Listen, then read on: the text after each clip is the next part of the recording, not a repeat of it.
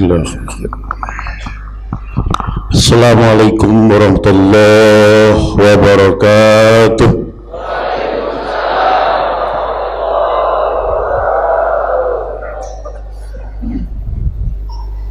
Alhamdulillah, summa alhamdulillah,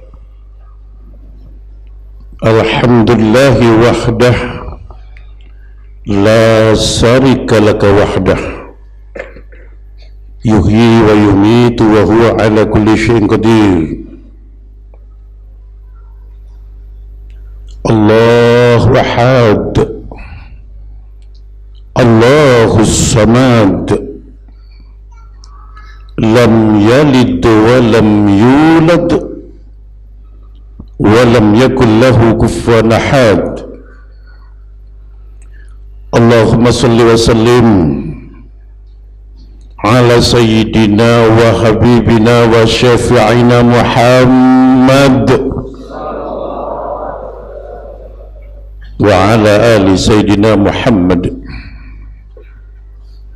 ila khadratil mukarramun, para alim, para ulama, para kiai yang dimuliakan oleh Allah Subhanahu wa ta'ala. Tentunya wabil khusus Jam'iyah At-Tadhkir, hadirin hadirat, Bapak Ibu Saudara rahimakumullah. Marilah kita bersama-sama kita panjatkan puja-puji syukur yang tak terukur terhadap Allah Rabbun Ghafur yang selalu menyirami dengan nikmat, yang selalu membelai dengan kasih dan sayangnya, yang tiada pandang bulu siang maupun malam. Tentunya marilah kita selalu bersyukur kepadanya, selalu bertasyakur dan bertafakkur, sehingga segala puji bagi Allah Subhanahu wa ta'ala. Tentunya salawat dan salam kita sanjungkan keharibaannya baginda Rasul Muhammad sallallahu alaihi wasallam.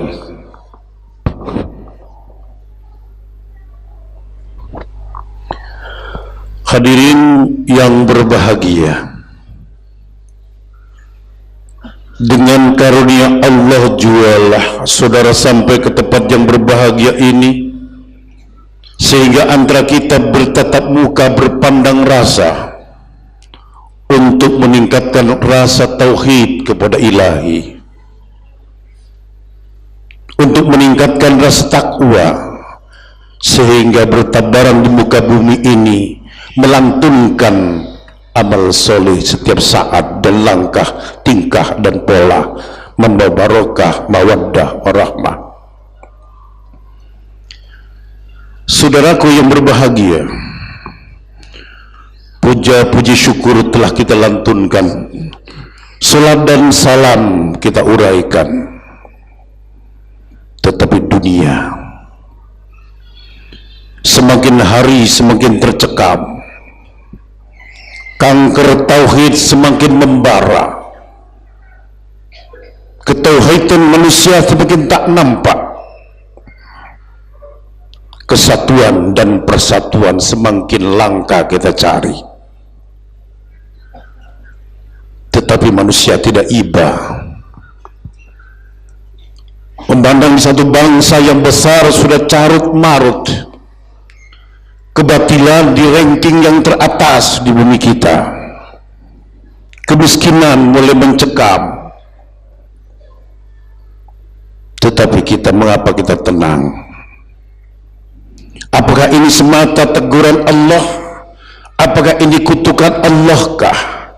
Apakah ini azab Allah kah? Mari kita sejenak berpikir, saudara, di mana letak kesalahan kita? Di mana letak kekurangan kita? agama Islam 90%, tapi tak nampak batang hidungnya yang Islam.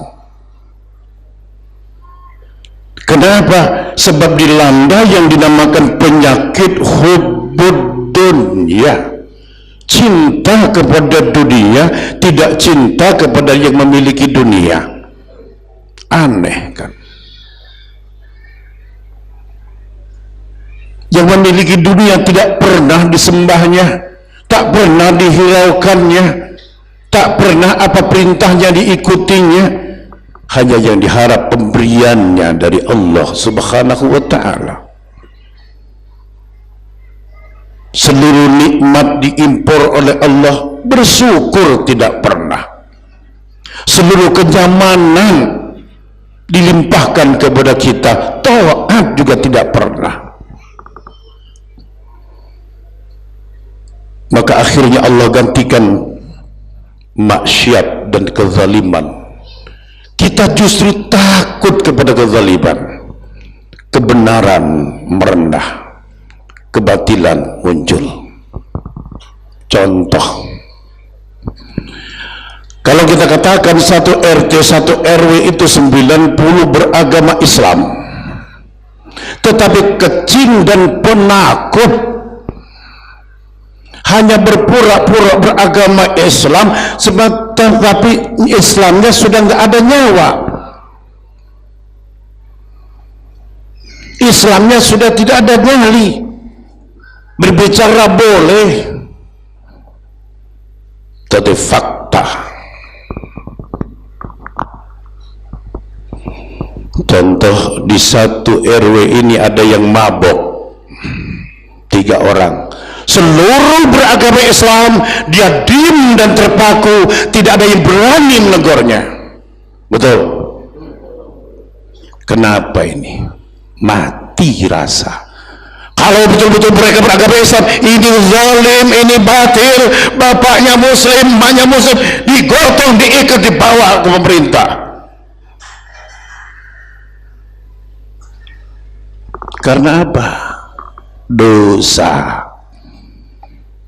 Jiwa Islam telah mati. Melihat kebatilan sudah tak nampak, buta punya mata.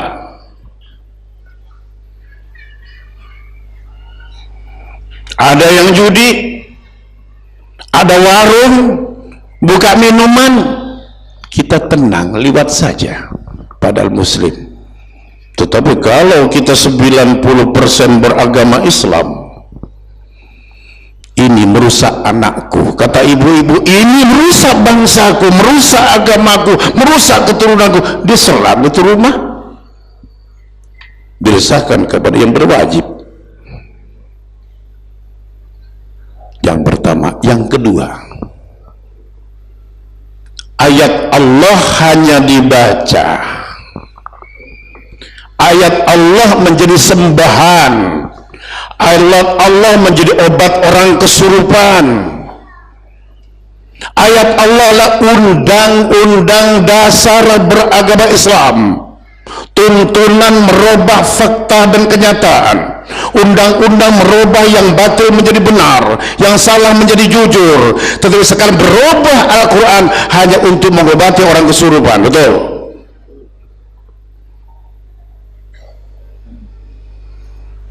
Banyak orang ini salah faham. Al-Quran ini untuk akal, untuk langkah hulukul Rasulullah, hulukul Quran.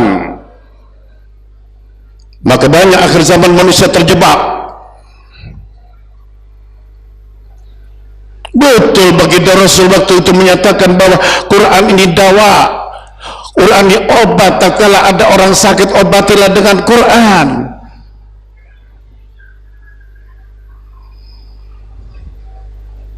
Tetapi siapa yang pengamal pertama kali? Arti dan tujuan apa yang dikatakan oleh baginda Rasul itu bukan itu, saudara. Bacakanlah Al-Quran orang yang bingung, yang tidak punya kesabaran, yang tidak pernah benar, yang tidak pernah jujur. Baca Al-Quran, artikan, tunjukkan.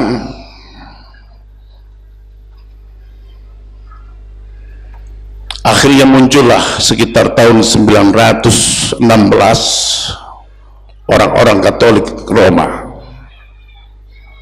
Setiap orang sakit dibaca Injil, minta berkat keramatnya Injil. Sekarang muncul pula di Republik Indonesia orang kesurupan dibacain Quran.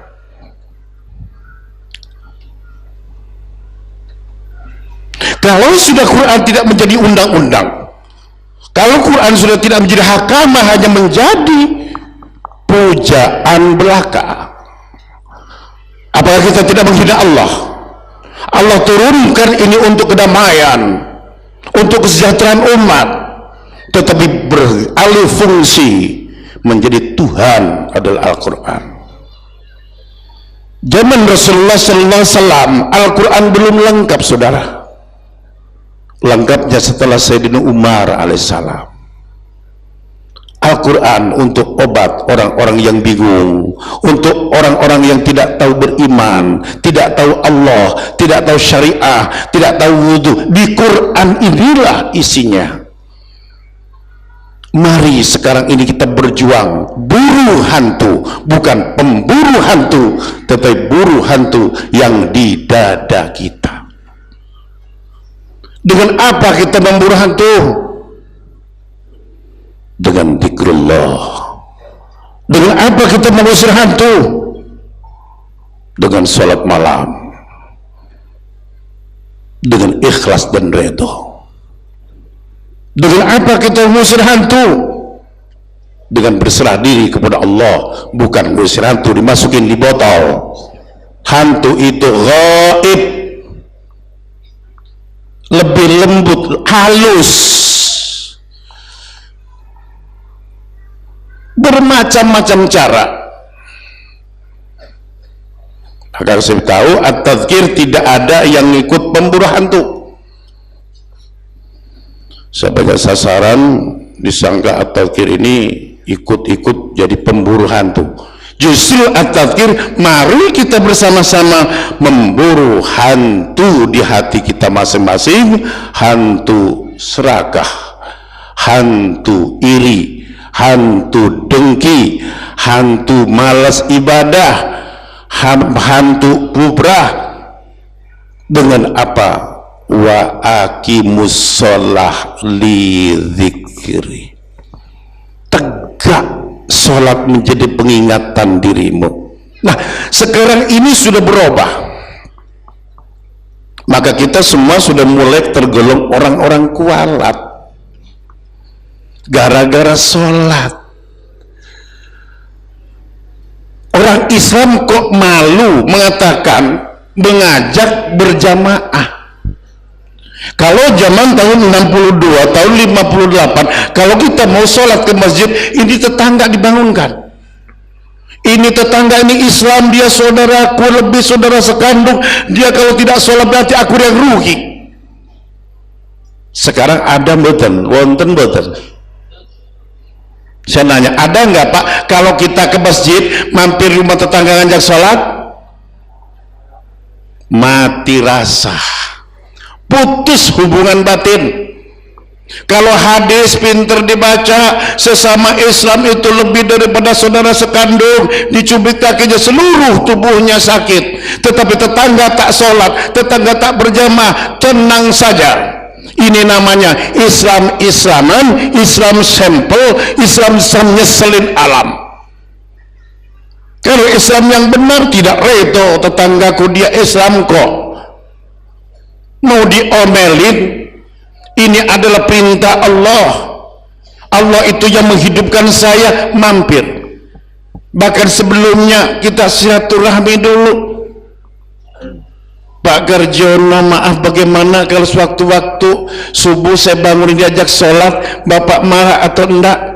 Kita timbang terima, kita lihat di perumahan berapa orang yang muslim.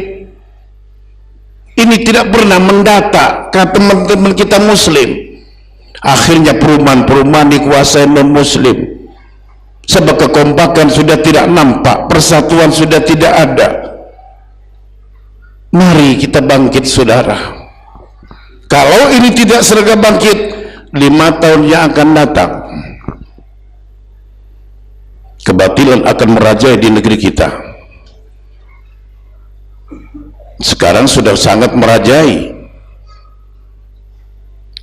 Maka sehingga orang-orang yang bertauhid lemah, sehingga orang-orang yang jahiliyah yang bangkit.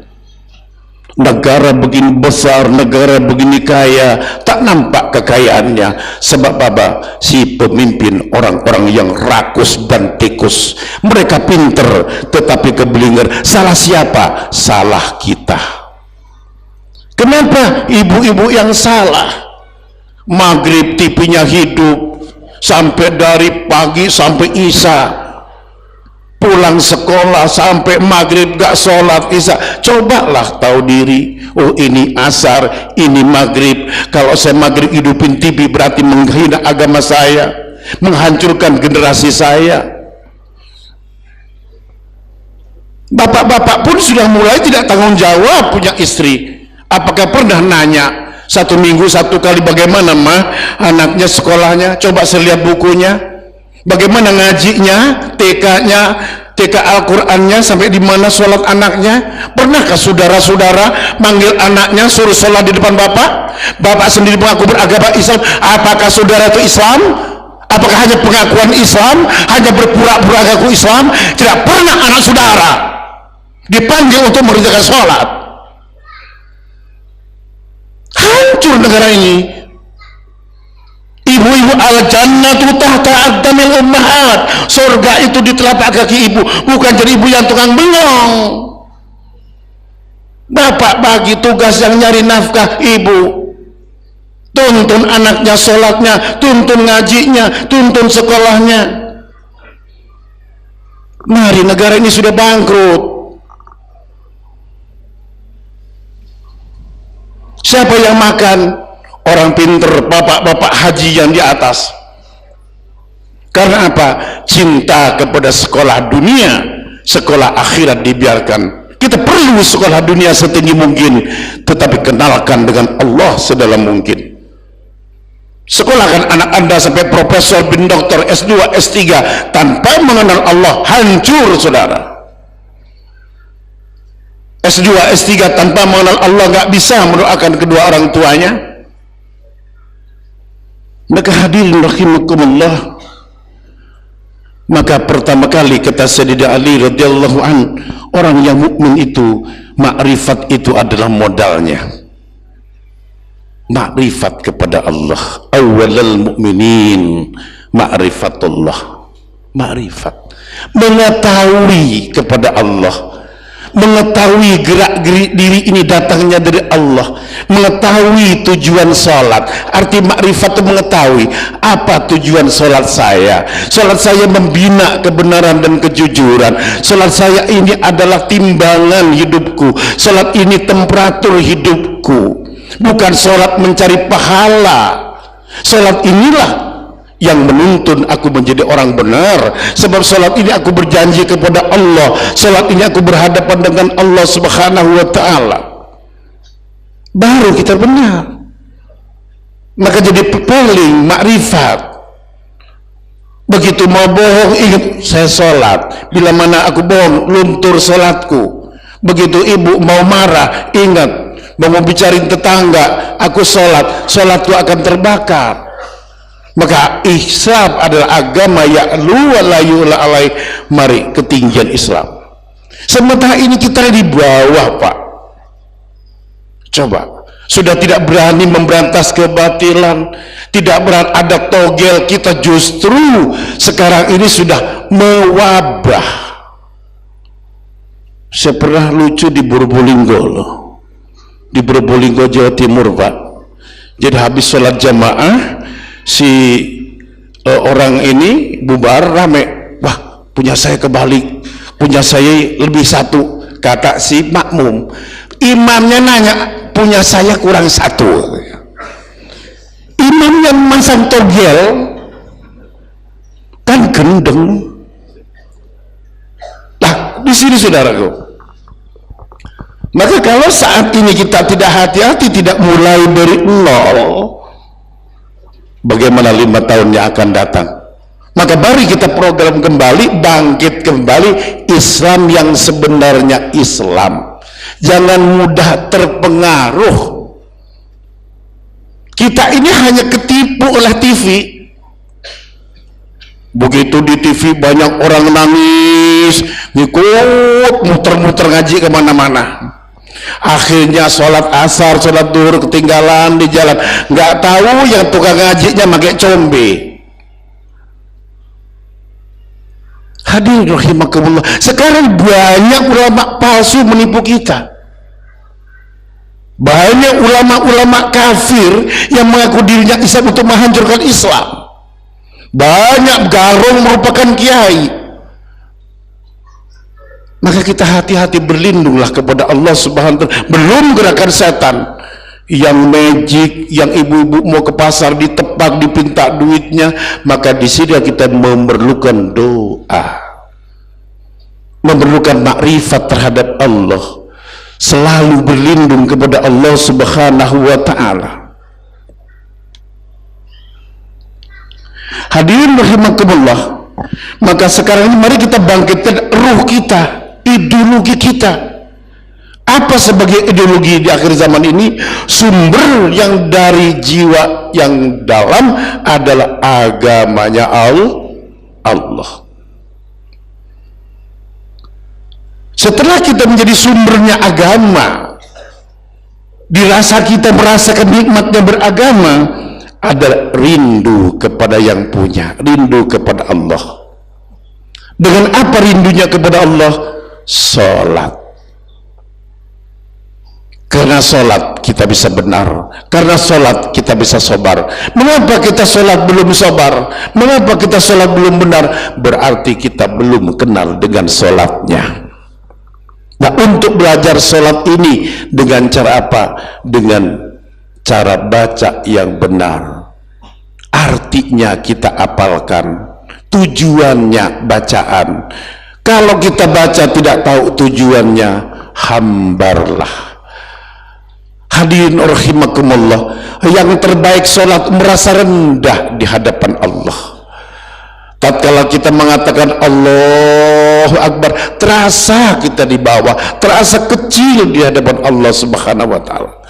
Tatkala kita baca suratul Fatihah, sanggup kita akan mengamalkan arti dan tujuan Fatihah.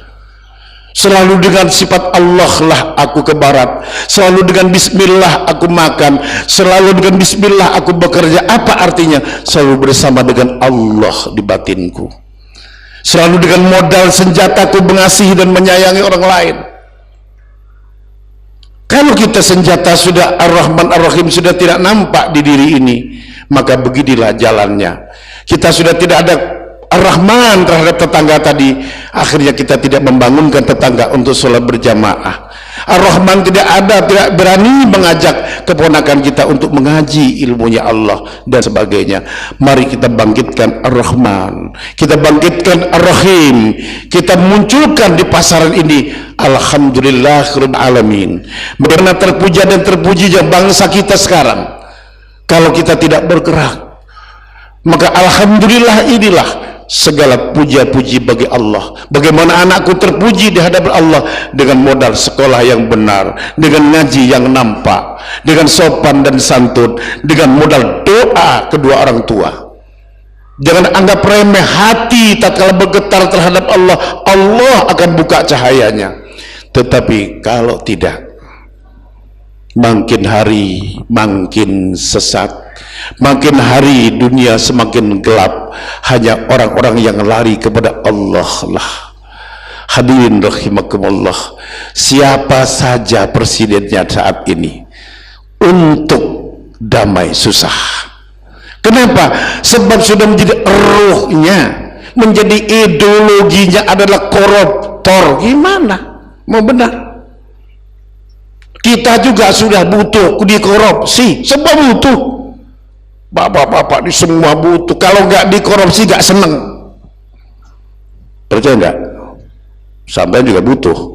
Contoh, kamu naik sepeda motor nggak bawa SIM, tangkap sama polisi. Pak, seket pak. Betul. Siapa yang dosa? Kamu butuh juga. Seluruh butuh, Pak Polisi butuh, sampean juga butuh. Nah, kalau sudah semua menjadi kebutuhan, ini namanya dosa dan dosa. Duit setan dimakan jin. Akhirnya bagaimana? Jadi anak kita bandel semua.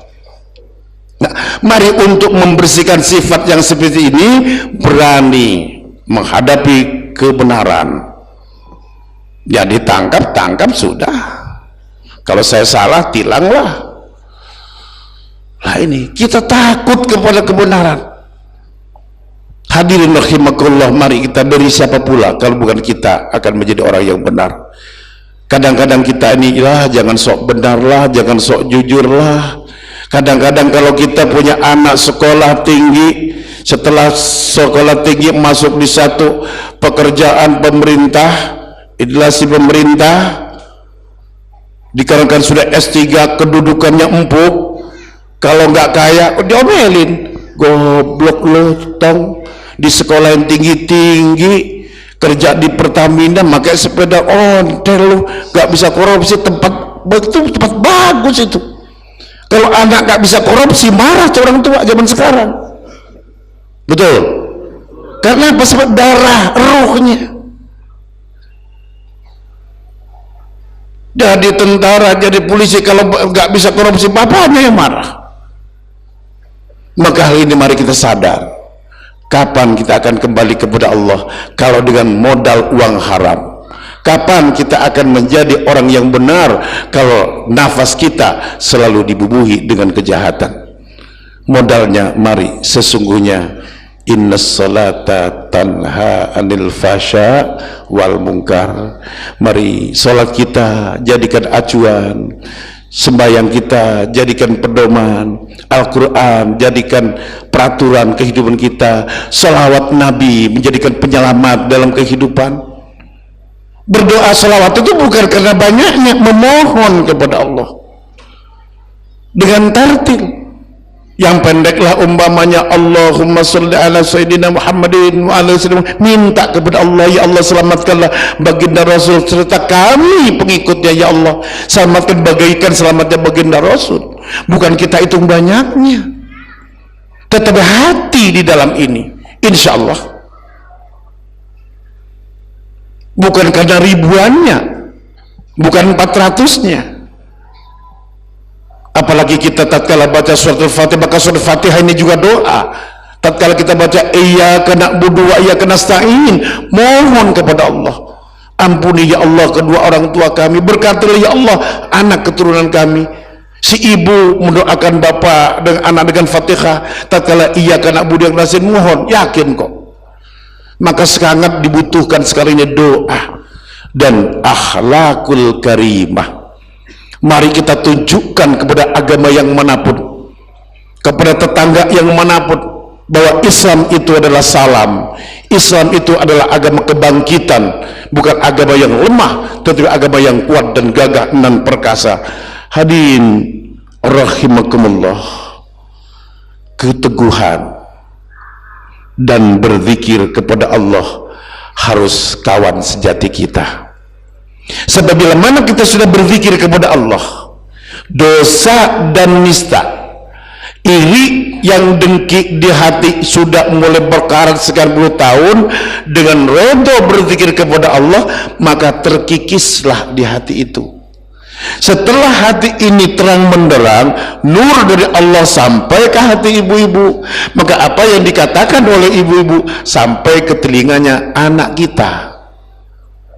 Lah sekarang disuruh sholat malah mencilat, disuruh belajar mana nonton TV, sebab hati ibu dan bapak di sini banyak flek dosa tahun-tahun yang lalu belum dibersihkan. Dengan zikir yang mana? Dengan tasbih sebanyak mungkin.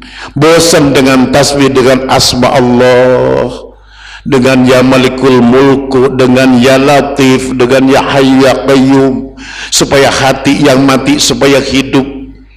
Dengan ya jabbar ya qahar, biasanya kita ibadah itu lemah, biasanya bangkrut, dengan ya jabbar ya qahar bisa bangkit lagi. juga kita berangkat bekerja, timbang sekarang ini banyak iblis, dari rumah sudah subhanallah sampai nyetir sepeda motor tabrakan mati, asma Allah subhanallah mati syahid. Coba kita nyetir motor inget duit, begitu mati duit mati sangit. Ini sebetulnya nyetir motor bikin duit ngelamun tumburan, tapi kita nyetir motor dengan asma Allah.